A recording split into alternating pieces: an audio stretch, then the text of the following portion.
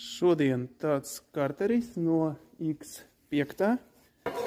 Maksā ļoti dārgi jauns, tāpēc vajag sametināt, lai nebūtu plaisa un lai netektu eļļa.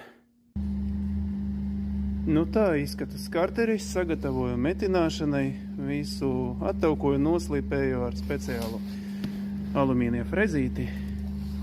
Un tagad metināsim, karsēsim, dabūsim ārā taukus un metināsim.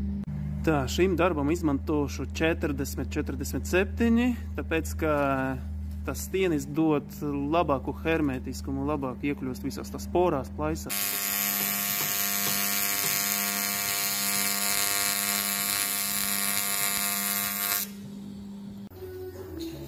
Nu, šitāds te rezultāts, plaisa aizmetināta, visu pārbaudījumus hermetiskumu, nekas netiek. Karteris ir gatavs.